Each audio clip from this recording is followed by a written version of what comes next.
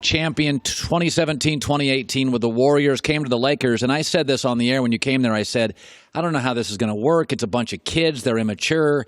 JaVale McGee's got a big personality, and you were actually the shock of the season. I thought you had a great year. You were very formidable, and it's the first time the home team where I lived, you were on the home team. Mm-hmm. It's funny, JaVale, you got a reputation early, kind of fun, kind of crazy, kind of flaky. And then I watch it with the Warriors and the Lakers. That's not reality. Does it bother you at times that the perception of you early isn't reality this morning? Yeah, definitely. I mean, so when I came into the league, the things that kids are doing now, I was doing to where, like, using social media a lot. So, but when I came into the league, GMs and we're looking at it like, you're not focused. Like, why are you using Instagram? Why are you using Twitter? Like, get off of there. Stop making videos, putting them on YouTube and things like that. Now, when I went to the Warriors, PR is like, you need to post more on Twitter. You need to post more. And, like, it's good for feedback. So, like, it's just a whole different aspect. And I guess I was sort of ahead of my time, I guess. So it gave me a perception like I'm not serious about basketball or I'm not focused. And it really, like, messed up the character that I had that people really perceived me as. But the Golden State Warriors didn't listen. They said, we like you. They brought you in. What did you help them with, and what did they help you with as a player? Truthfully, I helped them with, I feel like, rim protection, if anything, and just having a big that's willing to do the dirty work and run the floor. And you run the floor well. I run the floor very well. Not worried about minutes, just being able to do whatever it takes to win. And they helped me with just realizing, like, going to the Warriors, like, probably first day at the Warriors, my perception was going to be like, okay, well, they're champions. It's probably tight-knit. I probably have to be like, I'm in the Army. It was probably one of the most relaxed environments I've ever been in. I've been on multiple teams. It was the most relaxed. And I've been in practice like, is this okay? Like, Steph's shooting a half-court shot every time we stretch. Like, this is crazy. But it was just so relaxed, and it just showed me, like, just be a champion. Like, you don't have to be uptight and everything. It's real hard work, though. I don't want to take that perception away. It was hard work. Yeah. But we have fun playing hard. It's interesting because in the media, we hear a lot. Kevin Durant's going to leave, and I've said, listen, man, if I was his agent, A, I don't want him taking less. I don't want my players taking less. Secondly, it's a Ritz-Carlton. Like, everybody likes everybody. Mm-hmm. I don't trust the Knicks and their ownership. And to me, you can't overcome bad ownership. In my career doing this, I've been incredibly lucky. I've had one bad owner, and you can't overcome it. I've had 4 great owners, one I didn't like. And in the end, if you were KD's agent, what would you tell him? I mean, first of all, if I was KD's agent, I would tell KD to do what he wants to do because it's his life. You know what I'm saying? He has to live with his decision. So wherever he wants to go, whatever money he wants to take, then that's his decision to do. I wouldn't be that guy who's like, you should go here, you here. I would definitely weigh out the options, lay them out, tell him everything that's positive and negative, all the pros and cons. But other than that, it's his decision. Now, what about Charles Barkley? New York's going to eat him up. So I heard what he said about that, and that he wouldn't be able to survive out there. But in my opinion, if Charles Barkley grew up in the era of social media and he could respond to the things that people were saying about him when he would do the same thing. Like, if someone said on Twitter, you're this, you're that, you're going to be like, okay, 1,000 people have said it. I'm going to respond to this one just every now and then. But I feel like the media portrays it as like, oh, he's sensitive. No, like, we live in a world where information is just so fast and we see everything. When Charles Barkley was playing, like, you would have to wait till the morning newspaper came out to hear somebody talk stuff about you. So it's a totally different aspect. I don't take that as being sensitive or not being able to handle it. How does Steph, I find it fascinating because Steph is such a unique superstar. You know, goes home, married, kids, quiet, don't hear stuff, and recruits Kevin Durant. Take me behind the scenes. What's the secret sauce with Steph? Steph is one of the nicest guys I've ever met in my life. And to just think of the superstardom that he's at, he doesn't have to be that nice. But he's extremely nice, maybe too nice. Like, he's one of the nicest guys I've ever met in my life. And to be the superstar status that he's at, to do the things that he does on the court, off the court also, the family man he is pretty impressive.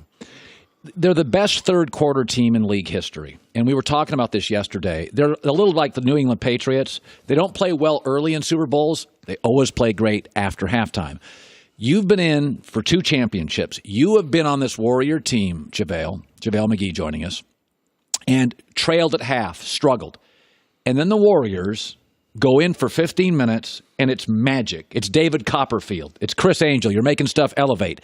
You've been in that halftime session. Is it intense, loud? Like, what happens? It's not necessarily intense. I mean, coming from Draymond is loud, but it's intentional.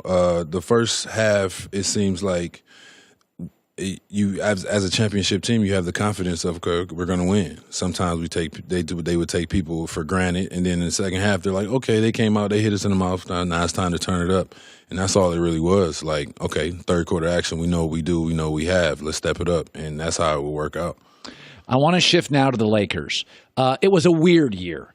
It was a weird combination. So LeBron historically has played well with shooters, and LeBron tends to play well with veterans. He's a smart dude. So you got a LeBron guy who plays well with veterans, plays well with shooters. Well, he goes to the Lakers, and it's a bunch of kids, and then it's mostly guys who aren't known as great shooters. Rondo's a good player, not a shooter. Lance a good athlete, not a shooter. It never felt kind of perfect, but you were on the roster. The trade stuff happens, all these rumors. And there's stories, JaVale, that it's freaking the kids out, which I get. If you told me tomorrow my name's in the paper, I'm being shipped to, whatever. How chaotic was it? Like, how hard was it on the kids to read in the papers and on Bleacher Report, yeah, you're all getting shipped out of town? First of all, they didn't read in the papers. I'm going to tell you that right now. Internet, maybe. Internet, all social media. But, I mean, so I've been traded before, and the first time I got traded, the first day that I'm hearing all this information, and this is a social media age, I'm like, dang, like it's terrifying. Like, you're like, okay, I'm leaving my home. I have all my stuff, all my family, everything I know here. Like, it really shake you up if this is your first time hearing it, especially as a young guy.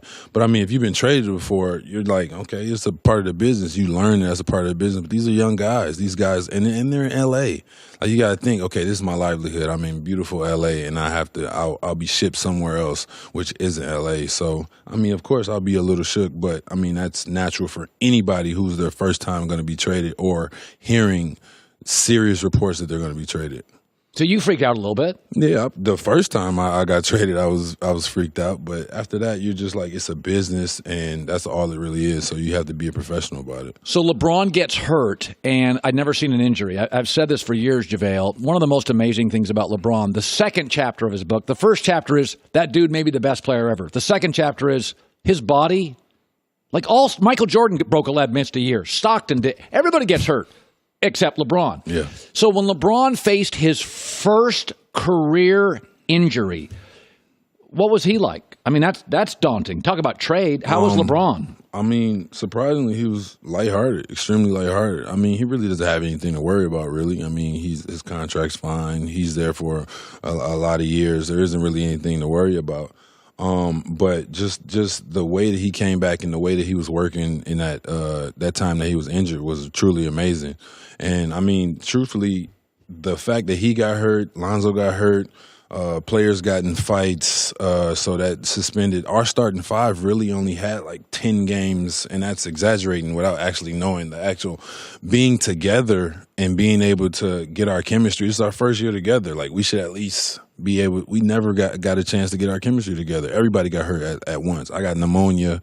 Like, everything happened to this team on the injury side, and then they tried to play it like it's all this other stuff. No, we got injured. Like, everybody.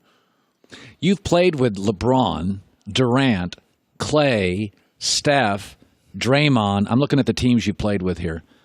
Dirk. Gilbert Arenas. Gilbert Arenas. Okay, so of all the stars, you've played, they're all different cats, right? The player that I find fascinating in this league, he literally becomes double the player as Draymond Green. So Draymond in the regular season goes 7-7-7. And then I'm watching him in the playoffs, and JaVale, there are games, I think he's the best player on the floor along with Kawhi. Mm-hmm. Take me into Draymond. Like, analytics don't even work for him. He literally puts on a cape in like May and June. take me behind the scenes on, again, the secret sauce on Draymond, because I think he's going to have a chance to be a Hall of Famer. Yeah, definitely. The focus that Draymond puts into every game, the studying, the things that he knows about other players or games. You'll play against a player and he'll be like, oh, what does he do? Draymond will come out of nowhere. Oh yeah, he's probably left hand. He's a left. He's gonna shoot over the left shoulder, and if he doesn't do that, he's gonna come back with a pump fake. So watch out for that. Like, he knows everything about every player. He studies the game extreme. Like, and on his own. I mean, on his own. There isn't like you have to do this. Like, that's just his thing. He loves basketball, and you can just tell it, and you can see it in his game also. By the way, celebrity softball game. This is June 22nd. JaVale's Jug Life Foundation brings safe and clean water to underdeveloped areas around the world. By the way, you grew up in Flint, Michigan. I did. So this is a very personal thing for you. Jug Life also spreads the message of how important water is for healthy and active lifestyles. Team JaVale versus Team Lonzo Ball. You know, LeVar was on yesterday. Mm-hmm. I keep bringing LeVar on because I think he's done a pretty good job with his sons, and he's a little crazy, and there's a lot of nonsense. But yesterday he answered all the questions. He never ducks a question. Do you think there's ever a little pressure on Lonzo because Dad's public? A little bit, do you feel? Maybe it's a little pressure, but the thing that surprised me is how everybody's on LeVar for being a sports dad. Like, if like that's my son. Like, the way that he's in his son's lives, in his kids' lives, especially as a black man, is amazing. Like, he's there every game, like, focused, like he has his kids back and nothing else. Like, it's pretty impressive. He says a lot of things. I mean, of course, Lonzo probably doesn't like everything he says, but in my opinion, I mean, he's a great dad, if anything. Lonzo struggled with his health. Do you buy into Lonzo long term as a player? Oh, yes. Just seeing the focus. Like, okay, so when people get injured, they tend to have a go down in spirit. But he had a great spirit this whole time that he's been injured. He's in there every day working in the weight room. And it's coming from a person who's behind the scenes, sees it all. He's training. He hasn't missed a training session. Like, you get fined for things like that, and like, people are really paying attention that he hasn't missed any of that since I've been there. So it's not like he's not trying to get healthy. Like, he just had a bad injury and it's just been lingering. That's all it is. But when he's healthy, oh my goodness, an amazing. He started finishing at the rim last year, man. Because we like, what it is you really need those people behind you to be like, me personally, I'm that type of guy who, if someone lays the ball up, I'm booing them, even if they're on my team. I'm when they're going down the court, I'm like, boo, you're supposed to dunk that. Like, we playing basketball, this is fun, dunk that thing. Like, this is how we do it. You know what I'm saying? It's just he did last year. I got to give Lonzo credit for about 8 to 10 games before he got hurt. Because the knock on him was he's a little passive, and he started finishing at the rim. People forget he's 6'6" guard, and athletic is, I don't know what, like, he can.